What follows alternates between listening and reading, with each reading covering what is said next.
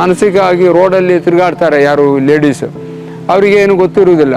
ಬುದ್ಧಿ ಇದ್ದಂಥ ನಮ್ಮಂಥ ಕೆಲವು ಜನಗಳು ಅವರನ್ನು ಮಿಸ್ಯೂಸ್ ಮಾಡಿ ಅವರು ಗರ್ಭವತಿಯಾಗಿ ದಾರಿಯಲ್ಲಿ ತಿರುಗಾಡ್ತಾರೆ. ಅಂಥವರನ್ನು ಕೂಡ ನಮಗೆ ಸಿಕ್ಕಿದೆ. ಅಂಥ 13 ಹೆಂಗಸರನ್ನು ಸಿಕ್ಕಿದೆ. ಅದರಲ್ಲಿ ಈಗ 3 ಹೆಂಗಸರು ತೀರು ಹೋಗಿದ್ದಾರೆ. ಬಾಕಿ ಉಳಿದವರ ಮಕ್ಕಳೆಲ್ಲ ಹಾಸ್ಟೆಲಲ್ಲಿ ನಿಲ್ಲಿಸಿ ಅವರಿಗೆ ಎಜುಕೇಷನ್ ಕೊಡ್ತಾ ಇದ್ದೇನೆ.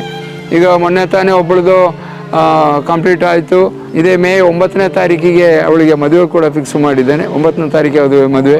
ಈಗ 387 ಮಂದಿ ಮಾನಸಿಕ ರೋಗಿಗಳು, ವಿಕಲಾಂಗರು, ಬುದ್ಧಿಮಾಂದರು ಮತ್ತು ಪ್ರಾಯಸ್ಥರು ಎಲ್ಲ ಸೇರಿ ಇಷ್ಟು ಮಂದಿ ಇದ್ದಾರೆ.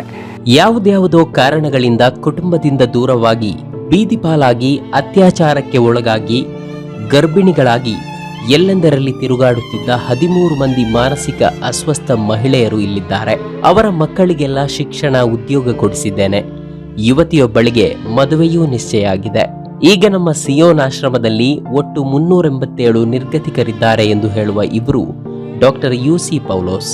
ದಕ್ಷಿಣ ಕನ್ನಡ ಜಿಲ್ಲೆಯ ಬೆಳ್ತಂಗಡಿ ತಾಲೂಕಿನ ಗಂಡಿಬಾಗಿಲು ಎಂಬಲ್ಲಿ ಸಿಯೋನ್ ಆಶ್ರಮ ಸ್ಥಾಪಿಸಿ ದಶಕಗಳಿಂದ ನಿರಾಶ್ರಿತರ ನಿಸ್ವಾರ್ಥ ಸೇವೆ ಮಾಡುತ್ತಿರುವ ಇವರು ಆಶ್ರಮವಾಸಿಗಳ ಪ್ರೀತಿಯ ಡ್ಯಾಡಿ. ನನ್ನ ಹೆಸರು ನಾಸಿ ಅಂತ.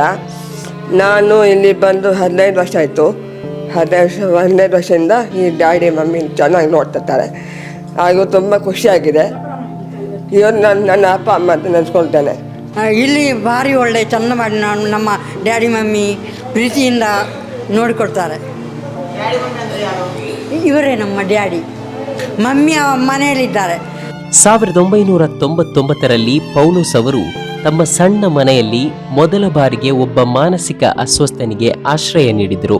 ಸಿಯೋನ್ ಸಂಸ್ಥೆಯು ಇದುವರೆಗೆ 1864 ಮಂದಿ ನಿರ್ಗತಿಕರಿಗೆ ಆಶ್ರಯ ತಾಣವಾಗಿದ್ದು, ಇವರಲ್ಲಿ 950 ಮಂದಿ ಗುಣಮುಖರಾಗಿ ಅವರವರ ಮನೆ ಸೇರಿದ್ದಾರೆ.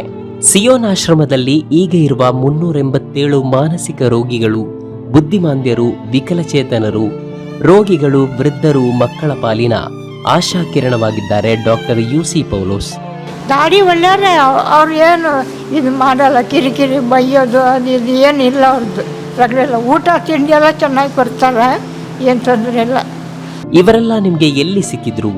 ನೀವು ಈ ಮಾನವೀಯ ಸೇವೆ ಆರಂಭಿಸಲು ಕಾರಣ ಏನು ಎಂಬ ಪ್ರಶ್ನೆಗೆ ಅವರು ಉತ್ತರಿಸಿದ್ದು ಹೀಗೆ. 1999 ಮಾರ್ಚ್ 22ನೇ ತಾರೀಕು. ಅದಕ್ಕಿಂತ 1-2 ವಾರ ಮುಂಚೆ ನಾನು ಕೇರಳಕ್ಕೆ ಹೋಗಿದ್ದೆ ನನ್ನ ಪರ್ಸನಲ್ ಕೆಲಸಕ್ಕೋಸ್ಕರ. ಅದು ಮುಗಿಸ್ಕೊಂಡು ನಾನು ಪಾಲಕ್ಕಾಡ್ ಎಂಬ ಪ್ರದೇಶದಲ್ಲಿ ಬಂದು ರೈಲಿಗೆ ಟಿಕೆಟು ಮಾಡಿದೆ ಮಂಗಳೂರು ಬರಲಿಕ್ಕೆ.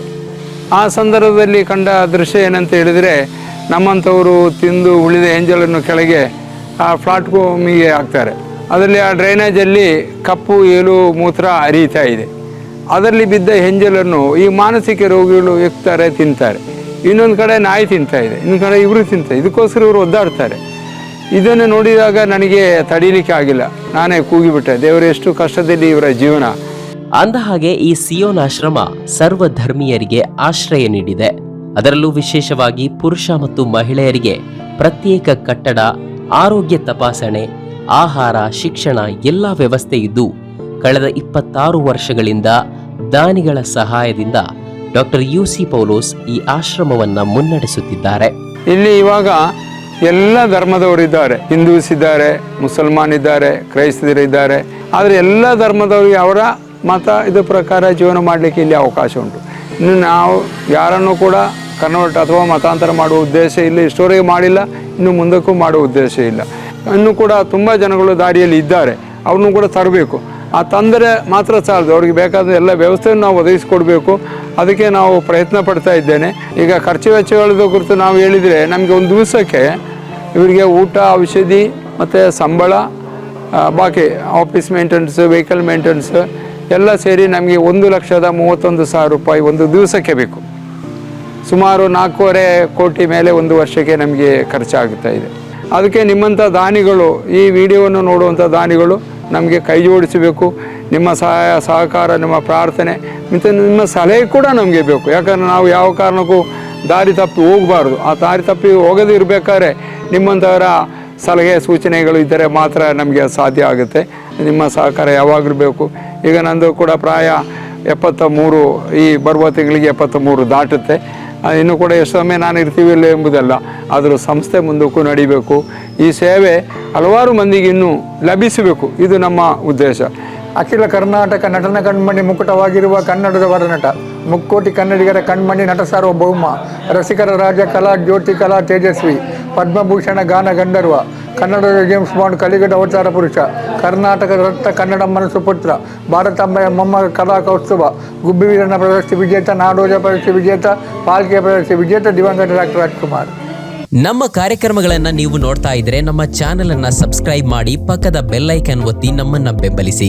ಹಾಗೆ ನಮ್ಮ ಕಾರ್ಯಕ್ರಮಗಳನ್ನ ಲೈಕ್ ಮಾಡಿ, ಕಮೆಂಟ್ ಮಾಡಿ, ಅದನ್ನ ಬೇರೆಯವರಿಗೂ ವಾಟ್ಸ್ಆಪ್ ಮೂಲಕ ಶೇರ್ ಮಾಡಿ. ನೀವು ಹೀಗೆ ಮಾಡಿದಾಗ ನಮ್ಮ ಚಾನೆಲ್ ಇನ್ನಷ್ಟು ಮತ್ತಷ್ಟು ಜನರಿಗೆ ತಲುಪಲು ನೀವು ನಮ್ಮೊಂದಿಗೆ ಸಹಕರಿಸಿದ ಹಾಗಾಗುತ್ತೆ. ಇದು ನೀವು ಯಾವುದೇ ಖರ್ಚಿಲ್ಲದೆ ಕೆಲವೇ ಸೆಕೆಂಡುಗಳಲ್ಲಿ ನೀಡಬಹುದಾದ ಸಹಕಾರ. ಧನ್ಯವಾದಗಳು.